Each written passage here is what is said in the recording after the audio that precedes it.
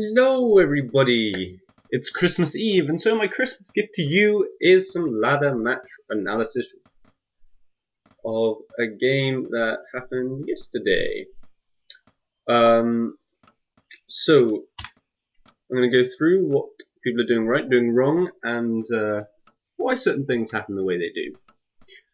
And hopefully that will give you a little bit of insight into sort of how your play is going well or going badly, how you can improve it, and also how you can hit some of these key timings to take advantage of popular builds right now. So we're going to see Fast Expand to Scrubby, and he's going to send a scout across the map. So Godhand, now this is a slight flaw with what he's doing, not a huge flaw, but we'll take a look at what he's done. So the house immediately next to the gold mine is very, very popular when you want to be more aggressive, because obviously you get it that little bit faster from not having to walk so far.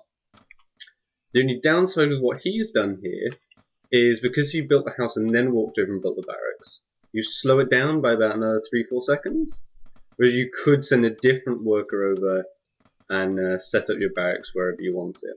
So, little tiny flaw, but doesn't make a huge difference in the end. The other thing I will say is that obviously having it positioned here is a bit odd. You could position it on your ramp or on this ramp and go for a bit of SimCity, or even just high ground up here, but all in all, nothing major. So he's just going to poke away this worker. He actually skips out on a little bit more money, so this is quite weird. So he's going up to, so he goes up to, what is that, 9 workers, gets the barracks, I guess for the defense, and then will expand immediately afterwards. So that opening will cover some early aggression.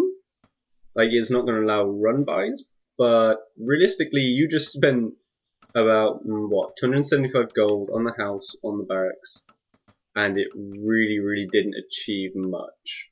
Would have been probably a lot cheaper just to spend the house's gold on a 120 gold tower.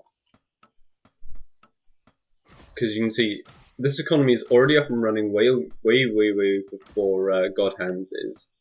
And Scrubby's barracks is not actually that far behind. I mean, in terms of map rush distance, that's not going to make a big difference for Scrubby defending against this.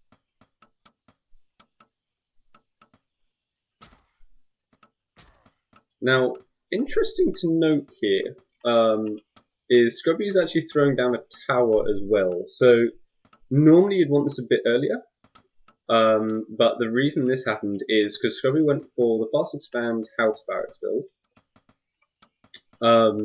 but then spotted this barracks and assumed there would actually be some production behind it, which is a reasonable assumption. Turns out it was wrong. Godhand didn't want to go for that.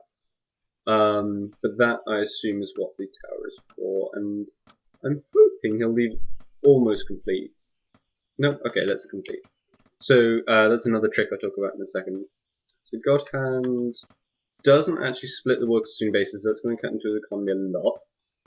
So yeah, the trick you can do with the tower is you leave it at like 399 out of 400. So that's almost done. A worker just has to go up and touch it once, and it'll finish. But it is not a full commitment if you do that. Because what that means is if the aggression never comes, you can just cancel it and spend the gold somewhere else. So let's see what the unit count's looking at now. So you can see the soldier count is actually pretty much dead even right now. And extra 1 or 2 for Godhand. But there's a big economy boost right now for Scrubby, who's about, 3 workers. You can see it's almost 200 gold per minute ahead, which is going to make quite a big difference, especially because in this build, the Fast Expand, House Barracks, third base, that economy is going to start to get very, very sort of big indeed. So light scout here from Scrubby, just checking out what he's got. He sees the 4 soldiers, so he knows the barracks continue to commit. There might be a second barrack. You can't quite tell off that many soldiers at this time. So Godhand's going to go for what used to be a really common build actually, which is this barracks being slightly earlier is a bit weird, but you essentially fast expand, get 2 barracks and a forge. And that's a reasonable position to be in. But it just isn't working out for him in this game. So you can see now the worker count actually, very briefly, was very even. It was about 19 to 20. But splitting onto this third base, as we'll see once the workers actually finish what they're doing, is actually going to give a huge economy boost despite the fairly even worker count. And you can see this is already going up to 900, it's going to go up to a bit more in a second. More barracks going down. So this build works pretty damn well. And then if I click the forge, you're going to see +1 is starting. And +1 with soldiers and archers is going to make quite a big difference. So you can see the economy is about 200 gold off. So all in all, I mean, we're looking at about, yeah, pretty much the same level of production, just the extra third base for Scrubby. And this soldier is in a really nice position. It's going to spot to move out. Obviously, they can go up through here or down along the left side. Obviously, the most common way is just to go straight across this little valley in the middle of the map. So Godhand is, I guess, waiting for his +1, and then he's going to try and move out with that. So let's speed this replay up a little bit. So he's gone for 3 racks and a forge off 2 base, which is okay. But the current meta, you really do want a third base pretty darn quickly, around the 7-minute mark at the very latest, which used to be what you got your second base at. So he will come through. We'll spot this soldier. We'll spot this third base. Sorry. And actually, this is an important thing to note. Actually, what Scrubby is doing here is rather than going straight up this ramp, actually went round the side and actually gained the high ground before actually potentially fighting an army. Now, this is interesting. Godhand could have potentially picked off this worker and taken this fight, but he actually elects to go all the way back. So how many workers gone down? So we can see it's 31 to 25 right now. And if we bring up the units lost tab, you can see quite a few workers go down. This army, I don't think actually lives. But the important thing to note is not necessarily how much of the army dies, because as long as the army is even, that doesn't matter too much, with the towers are defensive as well.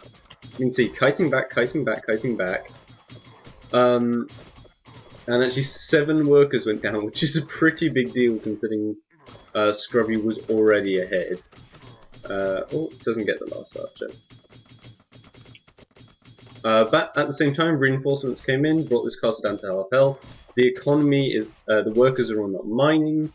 So this working, that attack worked out fantastically there for Scrubby. Godhand just didn't have anything really to do with it. They both had +1, and then Scrubby's, there's +2 finish. It's really hard to click these things. There we go. Yeah, so I think it finished just near the end of that fight. You can see this third base just allowed them to absolutely pump out huge amounts of units. And the third base now from Godhand does go down. This forge is actually idle. Yeah, so the thing with kiting back with soldiers, which most people would think pretty weird, is like, why do you not want them meleeing? Now the reason you kite back with soldiers is when you have less soldiers than your opponent, obviously when you engage directly, they're going to get a better surround, more soldiers are fighting. So by kiting back, you cause the units to clump up again, cause them to bump into each other. So if your opponent doesn't micro properly, then actually you're only going to be fighting the front line of soldiers, not the clump that got stuck. Now this is just really, really bad for Godhand, as units just on move command, but this huge army, I mean, it's 30 units, so there's not really much you can do about that. So, yeah. Just quick analysis of that game. I hope you liked it, and I'm going to try and do some more and upload those as well. So, have a fantastic day, have a fantastic Christmas. I've been Zhao, and I'll see you next time.